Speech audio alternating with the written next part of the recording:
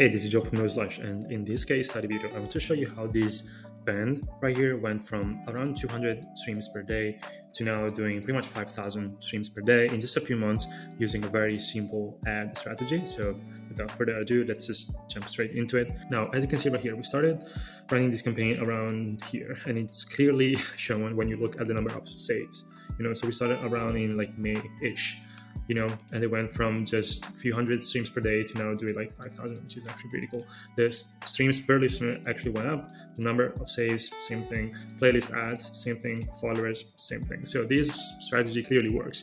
But what I like to do, and I'm just going to show you these stats right here before showing you how the actual ad campaign looks like. And there is actually one aspect of the ad campaign that is super important that I want you to just keep watching, because that's going to be really, really useful for you.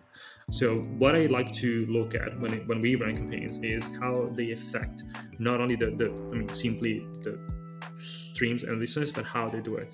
So for example, if we divide these streams by streams coming from the artist profile and catalog, listeners own playlist and library, which means that these are people who save the music and listen to it from their library, and then algorithmic playlists, we can clearly see that again, before running this campaign, they were doing like 7-10 streams from their profile, about 100 from the listeners' own playlists and library, and about a handful from algorithmic playlists. Now, when we started running the campaign, the number of streams from their profile and catalog, of course, went up because we were sending potential fans from the ad to their Spotify, and how I'm going to show you in just a few minutes. And then, of course, it went up. Then, because of the saves that you can see right here, the streams from listeners' own playlist and library also went up because people were saving the music and listening to it from their library. Now, if we look at the number of streams coming from algorithmic playlists, at the beginning, we weren't really able to activate algorithmic playlists dramatically because it needs some time, it needs some data for the Spotify algorithm to understand, oh, okay, this artist sounds like this artist right here. Let me recommend their music to them. And so the more you run these campaigns, the more you sort of snowball results, which is exactly what you can see right here. And then they had their first big spike, which is probably Discover Weekly. And then the more that they were running this campaign, the more the streams from listeners on playlist and library kept growing, although the number of people going to their profile was staying pretty much the same. But the beauty of this approach is that results compound, to the point that right now they are doing like probably like 20 times the streams per day, which is probably more, actually like 30 times more or something. I'm not very good at math, but you can clearly see that it's a huge jump, and just so you can understand, it's like 4% from other listeners' playlists, and this is actually just previous marketing campaigns that this band were doing even before working with us. So it's purely from people coming to their profile and catalog, listening to their music from their own library, which is also what leads to the Spotify algorithmic playlists to activate, which is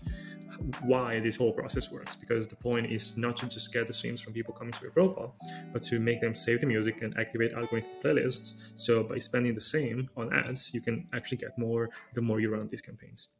Now, let me show you the actual campaign. So the point of this campaign is to, again, optimize for listener conversions and not simply clicks. You don't want people who just click on the ad and like do nothing, and especially you want to avoid bots, and you just want to make sure that you're optimizing for people that are going to your Spotify in this case, but it may be Apple Music, YouTube Music, whatever. And so the way that we like to do it is with conversion ad campaigns, and it's a type of campaign, in case that you didn't know it, that uses the Facebook pixel tracking, which is a piece of code on websites all around the internet that basically see what people do on your website. They click on a link, they visit a specific page, and we use that for two reasons. One, like I said, to measure how many people actually go to Spotify and listen to the music, because again, we don't care about clicks, we care about people going through the whole thing. And then second, because you and this band in particular could get retargeting data to use it in 6 months from now to retarget people who listen to their music and say, hey, thank you so much for listening to our music. We have this new t-shirt, we have this new thing, you can check it out, and you are more likely to find people who are going to buy from you because they first listen to your music, and then you can say, hey, by the way, I have this thing, you can go and like buy it here or whatever. And so the campaign looks like this. The conversion is the objective, so we use the Facebook pixel to optimize for conversions.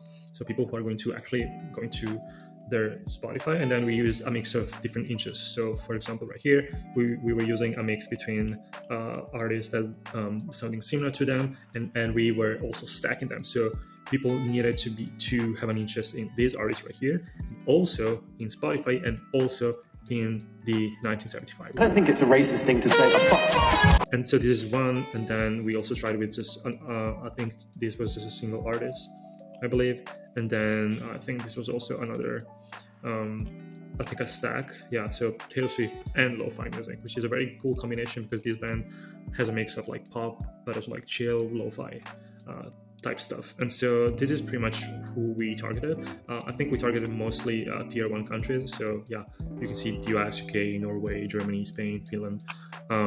But you don't necessarily need to only target these countries, by the way, because with the Spotify algorithmic thing, also tier 2 countries work really well.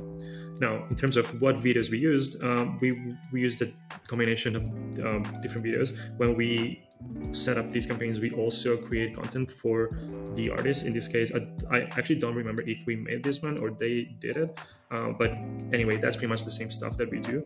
Now, we used this video, which is like an anime top 5. This one is a lyric video, so kind of the same style, but with lyrics, and these were performing really well. And I think we were using also other videos. Let me see if there is a different one.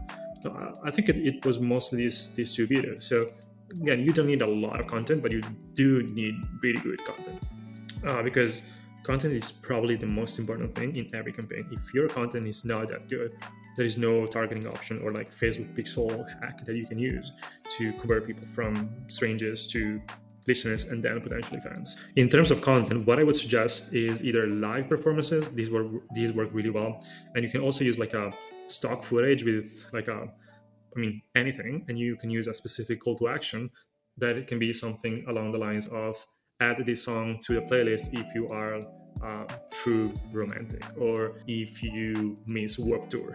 So there are a lot of different options you can use. So again, you don't need to like produce a super high quality music video. You just need to be creative and resourceful and know what type of content and messaging matches the type of audience that you are trying to reach. So yeah, I hope this was helpful. Take care.